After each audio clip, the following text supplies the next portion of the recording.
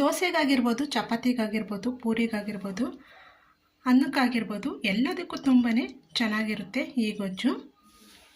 ಎಲ್ರಿಗೂ ನಮಸ್ಕಾರ. ಇದು ಲೀಲಾಸ್ ಕನ್ನಡ ಚಾನಲ್. ನನ್ನ ಚಾನಲ್ಗೆ ಇನ್ನೂ ಯಾರು ಸಬ್ಸ್ಕ್ರೈಬ್ ಮಾಡ್ಕೊಂಡಿಲ್ವೋ ಅವರೆಲ್ಲ ಸಬ್ಸ್ಕ್ರೈಬ್ ಆಗಿ ಅಂತ ಹೇಳ್ತಾ, ಇವತ್ತಿನ ರೆಸಿಪಿಯಲ್ಲಿ ತುಂಬಾ ರುಚಿಯಾದಂಥ ಬೆಂಡೆಕಾಯಿ ಗೊಜ್ಜನ್ನ ಮಾಡಿ ತೋರಿಸ್ತಾ ಇದ್ದೀನಿ.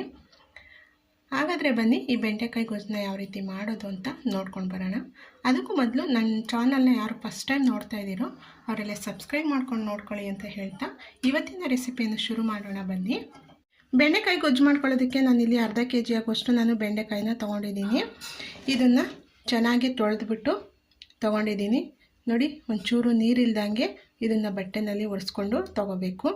ನೋಡಿ, ಈ ಥರ ಸಣ್ಣದಾಗೆ ಕಟ್ ಮಾಡ್ಕೋಬೇಕು, ಅಂದರೆ ಮೀಡಿಯಮ್ ಸೈಜಾಗೆ ಕಟ್ ಮಾಡ್ಕೋಬೇಕು. ತುಂಬ ಸಣ್ಣನೂ ಬೇಡ, ತುಂಬ ದಪ್ಪನೂ ಬೇಡ, ಈ ರೀತಿ ಕಟ್ ಮಾಡಿಕೊಂಡ್ರೆ ಸಾಕು. ನಾನು ಹಿಂದಿನ ವಿಡಿಯೋದಲ್ಲಿ ಪಲ್ಯನ ಮಾಡಿ ತೋರಿಸಿದ್ದೀನಿ.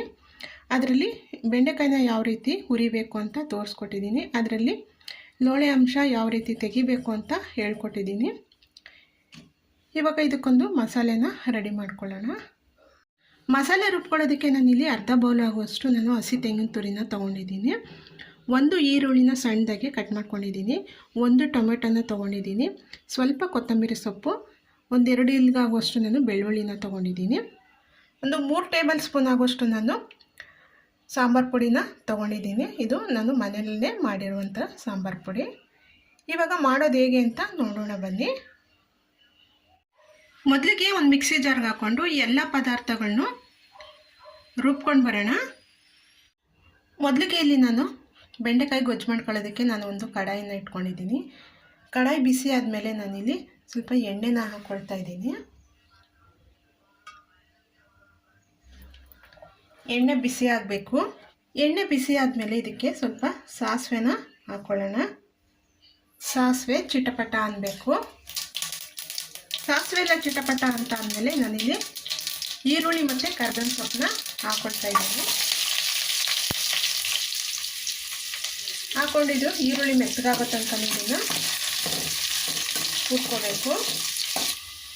ಈರುಳ್ಳಿ ಎಲ್ಲ ಸ್ವಲ್ಪ ಮೆತ್ತಗಾದ್ಮೇಲೆ ಇವಾಗ ಇದಕ್ಕೆ ಬೆಂಡೆಕಾಯಿನ ಹಾಕ್ಕೊಳ್ಳೋಣ. ಬೆಂಡೆಕಾಯಿನ ನಾನಿಲ್ಲಿ ಫಸ್ಟೇ ಹುರಿದ್ಬಿಟ್ಟು ತಗೊಂಡಿದ್ದೀನಿ. ನಾನು ಹಿಂದಿನ ವಿಡಿಯೋದಲ್ಲಿ ನಿಮಗೆ ತೋರಿಸಿದ್ದೀನಿ ಯಾವ ರೀತಿ ಇದರಲ್ಲಿ ಲೋಳೆ ಅಂಶನ ತೆಗಿಬೇಕು ಅಂತ. ಅದಕ್ಕೆ ಇವಾಗ ನಾನು ತೋರಿಸ್ತಾ ಇಲ್ಲ.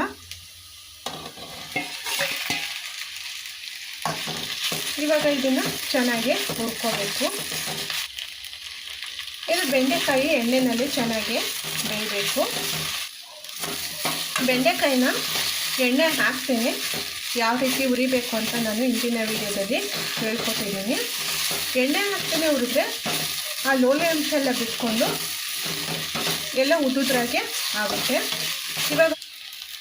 ಇವಾಗ ಇದು ಆಗಿದೆ ನೋಡಿ. ಇಷ್ಟು ಹುರ್ಕೊಂಡ್ರೆ ಸಾಕು. ನೋಡಿ, ಇಷ್ಟು ಹುರ್ಕೊಂಡ್ರೆ ಸಾಕಾಗುತ್ತೆ. ಇವಾಗ ರುಬ್ಕೊಂಡಿದ್ವಲ್ಲ ಮಸಾಲೆನ ಹಾಕೊಳ್ಳೋಣ. ಇವಾಗ ಇದಕ್ಕೇ ಮಸಾಲೆ ನೀರನ್ನು ಹಾಕೊಳ್ಳೋಣ.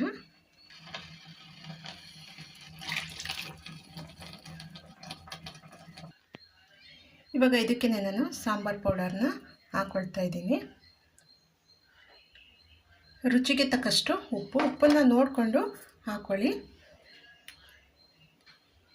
ಇವಾಗ ಇದನ್ನು ಚೆನ್ನಾಗಿ ಮಿಕ್ಸ್ ಮಾಡ್ಕೊಳ್ಳೋಣ. ನಿಮಗೆ ಗಟ್ಟಿ ಆಯಿತು ಅಂತಂದರೆ ಸ್ವಲ್ಪ ನೀರು ಹಾಕ್ಕೊಳ್ಳಿ. ತುಂಬ ತೆಳುವು ಮಾಡ್ಕೋಬೇಡಿ. ಗೊಜ್ಜು ಅಂದರೆ ಗಟ್ಟಿಯಾಗೇ ಇರಬೇಕು. ಇವಾಗ ಸ್ವಲ್ಪ ಗಟ್ಟಿ ಆಯಿತು ಅನಿಸುತ್ತೆ. ನಾನು ಸ್ವಲ್ಪ ನೀರನ್ನು ಹಾಕ್ಕೊಳ್ತಾ ಇದ್ದೀನಿ. ಹಾಕ್ಕೊಂಡು ಇದನ್ನು ಒಂದು 10 ನಿಮಿಷ ಕುದಿಸ್ಕೊಂಡ್ರೆ ಸಾಕು.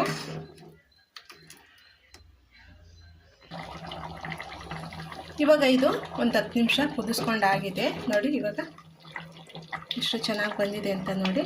ಇವಾಗ ಇದು ಇನ್ನು ತಣ್ಣಗಾದ್ಮೇಲೆ ಇನ್ನು ಸ್ವಲ್ಪ ಗಟ್ಟಿ ಆಗುತ್ತೆ ನೋಡಿ. ಇದು ಎಷ್ಟು ಚೆನ್ನಾಗಿ ಬಂದಿದೆ ಅಂತ. ಇದು ದೋಸೆ, ಚಪಾತಿ, ಅನ್ನಕ್ಕೆ ತುಂಬಾ ಚೆನ್ನಾಗಿರುತ್ತೆ. ನೀವು ಒಂದ್ಸಲ ಈ ಥರ ಟ್ರೈ ಮಾಡಿ ನೋಡಿ. ಈ ವಿಡಿಯೋ ಇಷ್ಟ ಆದರೆ ಒಂದು ಲೈಕ್ ಮಾಡಿ, ಶೇರ್ ಮಾಡಿ, ಕಮೆಂಟ್ ಮಾಡಿ. ನನ್ನ ಚಾನಲ್ಗೆ ಸಬ್ಸ್ಕ್ರೈಬ್ ಆಗೋದನ್ನು ಮರಿಲೇಬೇಡಿ. ನಾನು ಮುಂದಿನ ವಿಡಿಯೋದಲ್ಲಿ ಸಿಗ್ತೀನಿ. ಅಲ್ಲಿ ತನಕ ಥ್ಯಾಂಕ್ ಯು.